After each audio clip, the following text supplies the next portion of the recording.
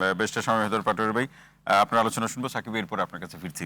পাটোয়ারি ভাই, এই যে যে কোনো একটা নির্বাচিত সরকার আসলে দায়িত্ব গ্রহণ করবে এবং পরিস্থিতি স্বাভাবিক হবে, এখানে শেষ করলেন আমাদের মাসুদ কামাল ভাই। তার সূত্র ধরে শুনতে চাই যে আসলে পরিস্থিতি কি এতটা সরল সমীকরণ দিয়ে ব্যাখ্যা বিশ্লেষণ করা যাবে? এটা ইয়েট টু সি, বাট এখন তো আসলে যে অবস্থা চলছে এটা থেকে তো উত্তরণ লাগবেই। এখন উত্তরণটা কিভাবে হবে? বিপ্লব, আন্দোলন, রক্তপাত, নাকি একটা ভোট? অর্থাৎ একটা সেমি ডেমোক্রেটিক ট্রানজিশন হবে, নাকি একটা আলট্রা ইসলামিক ট্রানজিশন হতে পারে? প্রায় সবগুলো ছাত্র সংসদই তো দেখা যাচ্ছে ইসলামিকপন্থী দলরাই ব্যাপকভাবে জয়লাভ করছে, গণতান্ত্রিকভাবেই করছে। তো সব মিলিয়ে তো যদি ইলেকশন না হয় তাহলে কি হবে? ওই স্টপ গ্যাপের মধ্যে তো অনেকে ঢুকে পড়বে। সেই ক্ষেত্রে ইলেকশন হওয়া প্রয়োজন, এটা আমি সবার সাথে একমত। তবে ইলেকশনের পরিবেশ সরকার ঠিক করেনি। পারলো না কেন? 111 কি পেরেছিল না? 111 তো 1.5-2 বছরের মধ্যে কয়েক হাজার আইন করেছে, ইলেকশন ঠিক করেছে, রাজনৈতিক সমঝোতা করেছে, যেভাবেই হোক সব দলকে ভোটে এনেছে। তো সেটা যদি 111 পেরে থাকে, এই গভর্নমেন্ট পারলো না কেন? আমি একটাই পার্থক্য পেয়েছি, ওটা ছিল সেনা সমর্থিত সরকার, আর এটা হলো মব সমর্থিত সরকার। আমি জানি না যারা আন্দোলনে অংশগ্রহণ করেছেন যে ওয়াইজম্যানরা, তারা কেউ বাইরে বলে না এই সরকার পরিচালনায় তাদের কোনো ভূমিকা ছিল না, তাদের কোনো পরামর্শ এই সরকার শোনেনি। এটা কেউ বাইরে বলে না, কিন্তু আমি জানি অনেকের সাথে কথা বলে। তবে সরকার কিছু সাফল্য আছে। একটা হচ্ছে রিজার্ভ সরকার বাড়িয়েছে এবং ধরে রেখেছে, তাদের দেশটা দেউলিয়া হয়নি, এটা সাফল্য। জ্বালানি উপদেষ্টা এবং জ্বালানিটা আমরা ভেবেছিলাম এই 1.5-2 বছরে জ্বালানি সংকট হতে পারে, সেটা হয়নি, দুর্ভিক্ষ হয়নি। এটা ব্যাংকগুলোকে একটা শৃঙ্খলার মধ্যে ব্যাংকগুলোকে শৃঙ্খলার মধ্যে রেখেছে। আর হচ্ছে, আমি যেহেতু লয়ার, ল সেক্টরে কিছু ভালো আইন হয়েছে, এটা এটা এটা বলতে হবে। এবং আইনগুলোর মানও খুব ভালো। আইনের ড্রাফটিং থেকে কনসেপশন, দার্শনিকভাবে স্বাধীন বিচার বিভাগের বেশ কিছু আইন এই সরকার করেছে। এর বাইরে বিশাল থেকে আর কোনো সাফল্য নেই। জব ক্রিয়েশন হয়নি, সবচেয়ে বড় কথা, যেটা বাংলাদেশের জন্য সবচেয়ে ভয়াবহ বিষয়। হু করে ফ্যাক্টরি বন্ধ হয়ে যাচ্ছে, হু করে প্রাইভেট সেক্টর। এই জায়গাতে বেস্টের সময় পাটোয়ারি, যে রাজনৈতিক যে রিকনসিলিয়েশনের প্রশ্নে অগ্রগতি আপনি কিভাবে দেখছেন জানি না। অনেকেই বলছেন যে পলিটিক্যাল রিকনসিলিয়েশনটা হলো না। এটি নির্বাচনের পরবর্তী অবস্থায় কোনো ধরনের সংঘাত, সহিংসতা সৃষ্টি করার কি শঙ্কা থেকে যায়? শঙ্কা থেকে গেলেও আমি মনে করি 25 তারিখে জনাব তারেক জিয়ার আগমনটা একটা পলিটিক্যাল ডাইমেনশন, এবং এটা একটা ডেমোক্রেটিক ফ্যাসিলিটেশন।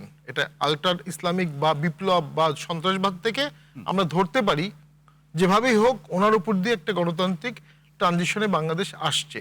উনি আসার কারণেই একটা ডেমোক্রেটিক হাইপ উঠেছে, ইলেকশনটা কিন্তু বেগবান হয়েছে। আপনার দল তো, আপনি বা আপনার দল এর আগে তো জনাব তারেক রহমানের এত প্রশংসা কখনো করেন না, এটা প্রশংসা করছি না। আমি বলছি এটা এটা একজন লিডার লাগছে যিনি এই সময়ে উপস্থিত হয়ে এটার দায়িত্ব নিয়েছিলেন। উনি কেন 14-15 মাস আসতে পারলেন না, এটাই সরকারকে জিজ্ঞেস করা যেতে পারে বা ওনাকে জিজ্ঞেস করা যেতে পারে।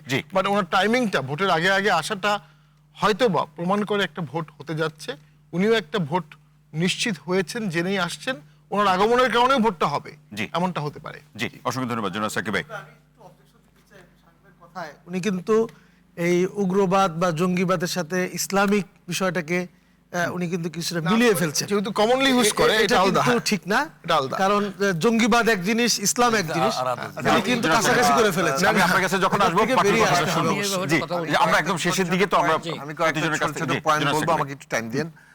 ব্যারিস্টার শামীম হায়দার পাটোয়ারির সাথে আমি তীব্রভাবে একটা বিষয় দ্বিমত পোষণ করছি। ওনার এক্সপ্রেশনে মব সমর্থিত সরকার, আমি মোটেই মনে করি না এই সরকার মব সমর্থিত সরকার।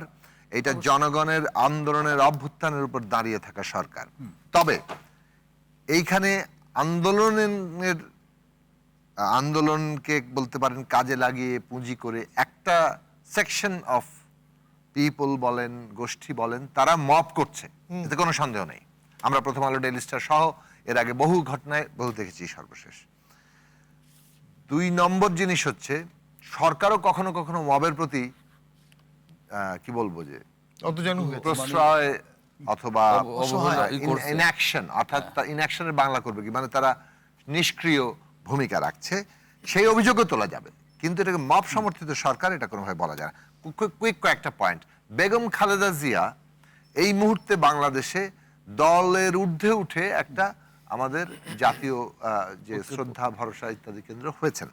সুতরাং আমার মনে হয় যে ওইটা আমাদের ডিসকাশনের বাইরে রাখা উচিত। অনেকেই তাকে নিয়ে শ্রদ্ধা দেখাচ্ছেন, ওই ব্যানার ভোটে খুব বেশি না আনা ভালো।